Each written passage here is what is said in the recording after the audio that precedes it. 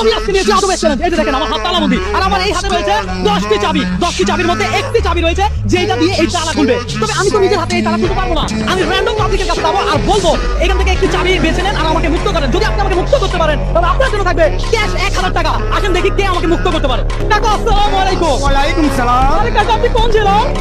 বলা ভোলা জেলার। আপনি আমাকে তালা থেকে মুক্ত করতে পারবেন? ইনশাআল্লাহ।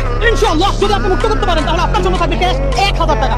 টাকা ভেবে চিন্তে নিছেন? যদি এইটা সাবি যদি এইটা হয় তাহলে ঠিকই খুলবে। খোলা যাবে, আর যদি না হয় তাহলে খোলা যাবে। তাহলে খোলা যাবে না। খোলেন দেখি। দর্শক চাবি ঢুকছে, চাবি ঢুকছে, চাবি ঢুকছে। আমি তালা তো সাবি তো এটা না। চাবি তো বেশি তো বেটি এক কালার ইয়া বেসুম নিকে দিবা। এটাই তো খেলা। আপনি চ্যালেঞ্জটাই এমন তাই করে। যে কোনো একটা চাবি আছে এখান থেকে আমাকে মুক্ত করা। আপনি খুব ভেবে চিন্তে নিছেন? হ্যাঁ আপনি কোন জেলা?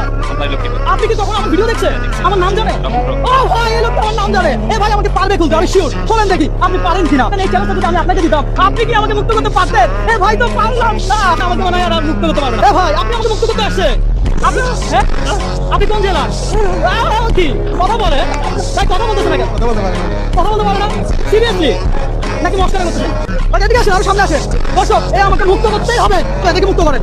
দেখা যাক আমাকে মুক্ত করতে পারে কিনা। ইনশাআল্লাহ আমি বিশ্বাস রাখি এই ভাই আমাকে মুক্ত করতে পারে। দর্শক দেখা যাক, আমি আমাকে ছাড়বো না মুক্ত না করতে পারলে। Yes! দর্শক আলহামদুলিল্লাহ